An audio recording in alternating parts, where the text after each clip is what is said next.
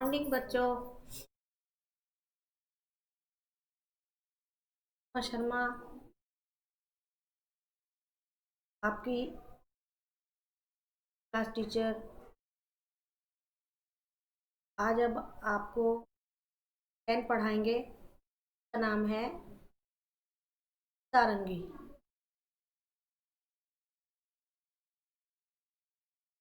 10। एक गांव में एक सारंगी वाला आया। वह सारंगी बहुत बजाता था। रात में जब उसने सारंगी बजाना शुरू किया तब गांव के बहुत से लोग इकट्ठे हो गए। सारंगी की आवाज और सारंगी वाले के बजाने की कला से गांव के लोग दंग रह गए। सब कहने लगे, कैसी मीठी सारंगी है। एक गांव था, में एक सारंगी बजाने वाला आया और वो बहुत बहुत ही अच्छी सारंगी बजाता था। सारंगी क्या होती है बच्चों? जैसे ऊपर से एक तानपुरे की तरह से होती है, लेकिन उसको एक डंडी से लेकर के एक उससे एक हाथ में पकड़ के दूसरे हाथ से वो डंडी से जो घुमा घुमा के बजाते हैं, वो उस तरह की सारंगी होती है। उसने रात को जब उसने सारंगी बजानी शुरू करी तो गांव के सारे लोग इकट्ठे हो गए और उसकी मीठी सारंगी की आवाज़ को सुनने के लिए और उसके बजाने की जो उसकी कला थी, यानी जैसे वो बजाता था, उसे देख करके लोग दंग मीन्स हैरान हो गए और आपस में कहने लगे कि कैसी मीठी यानी कितनी अच्छी सारंगी है। आहा, कितना आनंद आ रहा है। वहीं पास में बैठा हुआ भोला भी लोगों की ये बातें सुन रहा था। वह मन ही मन कहने लगा, इन लोगों को सारंगी बहुत मीठी लगी, लेकिन मेरा तो मुंह मीठा हुआ ही नहीं। ये सब झूठे हैं। जब वहां पर एक भोला नाम का बैठा था, सभी कह रहे थे कितनी मीठी सारंगी है। उन लोगों ने कहा मीठी मीन्स बहुत ही अच्छी सारंगी बजा रहा है, लेकिन इतना आनंद आ रहा है, ये तो सभी ने कहा। लेकिन वहां पर एक भोला नाम का व्यक्ति बैठा था, वो उनकी सबकी बातें सुन रहा था। तो वो कहने लगा कि इन लोगों ने कहा कि मीठी सारंगी है, लेकिन मेरा मुंह तो मीठा हुआ ही नहीं, ये सब झूठ बोल रहे हैं। उसने सोचा कि सारंगी जो है सबके मुंह को मीठा कर रही है, लेकिन मेरे मुंह को मीठा नहीं किया। वो उन लोगों की बातों को समझ नहीं सका। थोड़ी देर बाद उसने सोचा कि शायद सारंगी वाले के पास बैठने से मुंह मीठा हो जाए, इसलिए वह सारंगी वाले के पास जाकर बैठ गया। अब थोड़ी देर बाद सारंगी सुनते सुनते उसने सोचा कि हो सकता है कि सारंगी वाले के पास बैठने से मेरा मुंह मीठा हो जाए। तो वह सोच समझकर उस सारंगी वाले के पास में जाके बैठ गया। रात के 3-4 बजे जब सारंगी वाले ने गाना बजाना बंद कर दिया, तब लोगों ने सारंगी वाले से कहा, महाराज, आपकी सारंगी बहुत ही मीठी है, बड़ा ही आनंद आया। 2-4 दिन यहीं ठहरिए। तो 3-4 बज गए तो उस सारंगी वाले ने अपनी सारंगी से गाना बजाना बंद कर दिया। जब हम सारंगी की आवाज़ सुनते हैं तो उसमें गाने की आवाज़ आती है। सारंगी वाला उस सारंगी को बजाता है और वो अपने मन से जिस गाने की धुन बजाना चाहता है, वो धुन हमें उसमें से सुनाई देती है। लोगों ने सारंगी वाले से कहा, महाराज, आप आपकी सारंगी बहुत मीठी है, मीन्स हमें बहुत अच्छी लगी, हमें बड़ा ही आनंद मीन्स मज़ा आया, और आप यहाँ पर 2-4 दिन और रुक जाइए।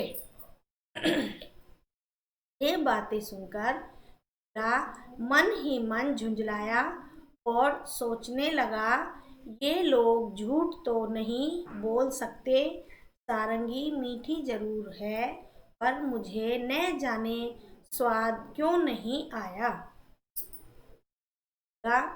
उन सब की बातों को सुनकर एकदम से झुलाना मीन्स झल्ला गया, खींच गया। उसने सोचा ये लोग झूठ नहीं बोल सकते कि सारंगी मीठी है, लेकिन ना जाने मुझे इसकी सारंगी सुनकर क्यों नहीं स्वाद आया मीन्स मजा आया। तब तक रात ज्यादा हो गई थी, इस कारण लोग घर नहीं गए, चौपाल में सो गए। सारंगी वाले ने भी सारंगी पर खोली चढ़ाई और उसे अपने सिरहाने रखकर, पर भोला को चैन कहाँ था। जब लोग नींद में खर्राटे लेने लगे, तब उसने चुपके से उठकर वह सारंगी उठा ली और ऊपर का खोल उतारकर उसे जीभ से चाटा। रात ज़्यादा हो गई तो इसलिए लोग अपने घर नहीं गए और वहाँ पर जो चौपाल है यानी लोगों के इकट्ठा होने की जो जगह होती है वहाँ पर ही वो लोग सो गए। सारंगी वाले ने अपनी सारंगी पर कपड़ा चढ़ाया और उसे अपने सिरहाने रखकर सो गया, यानी अपने सिर के पास रखकर सो गया। लेकिन भोला को चैन नहीं थी। चैन मीन्स भोला को तो मन में खलबली मची हुई थी। जब लोग नींद पूरी गहरी नींद में सो गए और खराटे लेने लगे तो उसने चुपके से उठकर सारंगी वाले की सारंगी उसके ऊपर का जो कवर होता है, सारंगी पर जो कवर चढ़ा रखा था उसे उतार लिया और उसे चाट लिया। कुछ स्वाद नहीं आया। अब उसने सारंगी को खूब हिलाया, उसके छेद को मुंह के पास लगाकर मुंह में उड़ेला, पर सारंगी से एक भी मीठी बूंद नहीं निकली। वह लोगों की बेवकूफ़ी पर बहुत ही झुंझलाया। अब की बार उसने सारंगी को गांव से बाहर दूर ले जाकर फेंक दिया। वह लोगों की बेवकूफ़ी पर हंसता हुआ अपनी जगह पर आकर चुपचाप सो गया। ने उसकी सारंगी को खूब हिला डुला दिया, उसके छेद को भी, जो सारंगी में छेद होता है उसे अपने मुंह के पास लगा लिया और उसे अपने मुंह में उड़ेलना शुरू किया या उड़ेल दिया, लेकिन सारंगी में से एक भी बूंद मीठी नहीं। वह उन सभी लोगों की बेवकूफ़ी और नासमझी पर बहुत ही झुंझलाने लगा, यानी चिढ़ने लगा। अब की बार उसने सारंगी को गांव से बाहर ले जाकर दूर फेंक दिया। अब उसने जब वो उसे चाटने लगा तो उसने देखा कि इसमें से कुछ भी मीठा नहीं निकल रहा है, तो उसे गुस्सा आ गया और उसने उसकी सारंगी को गांव से बाहर ले जाकर फेंक दिया। उन लोगों की नासमझी पर वह हंसता हुआ अपनी जगह पर आकर चुपचाप सो गया। सवेरा होने पर जब सारंगी अपनी जगह पर नहीं मिली तो सब लोग और सारंगी वाला बड़े दुखी हुए। लोग कहने लगे बड़ी मीठी सारंगी थी, पता नहीं कौन ले गया। सवेरा होने पर जब सारे लोग सारंगी सब लोग उठे और उन्हें सारंगी अपनी जगह पर नहीं मिली तो सभी लोग और सारंगी वाला भी दुखी हो गए। वे आपस में कहने लगे बड़ी ही मीठी सारंगी थी, यानी बड़ी ही अच्छी सारंगी थी, उसे पता नहीं कौन ले गया। भोला इस बात को न सुन सका और गुस्से से बोला, क्या खाक मीठी थी, मैंने तो उसे अच्छी तरह चाटा था, उसमें जरा भी मिठास नहीं थी। तुम सब लोग झूठे हो और बाबा जी की खुशामद करते हो।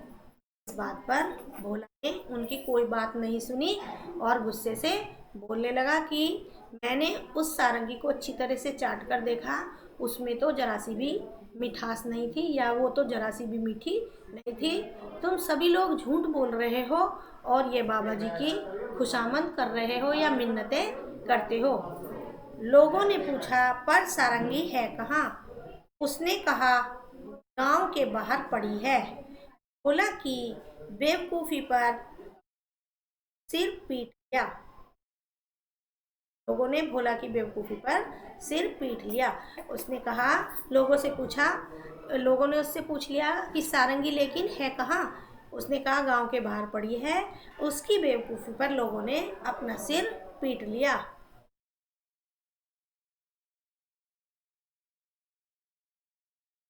बच्चों, इस कहानी से हमें शिक्षा मिल रही है कि हमें बिना सोचे समझे कोई भी कार्य नहीं करना चाहिए। जैसे उस भोला ने, लोगों ने कहा कि सारंगी मीठी है। मीठी का मतलब ऐसा नहीं है कि उसमें मिठास घुली हुई है। मीठी का मतलब है कि वो बहुत ही अच्छी है और ये सारंगी अच्छी बज रही है। उन्होंने तो ऐसा कहा था कि सारंगी मीठी है और हमें इसे सुनने में मज़ा आ रहा है, लेकिन एक मूर्ख व्यक्ति था भोला, उसने सोचा कि इस सारंगी में मिठास भरी है। तो जब उसने उस सारंगी को चाटा और अपने मुंह में उड़ेल कर देखा तो उसे मीठी नहीं लगी, तो उसने इसी झुंझलाहट में उसकी सारंगी को फेंक दिया। हमें ऐसा कोई कार्य नहीं करना चाहिए जिससे किसी व्यक्ति का नुकसान हो, और उस बात को भी हमें समझ लेना चाहिए जो हमारे सामने वाला व्यक्ति हमें समझाता है। आज के लिए इतना ही। धन्यवाद।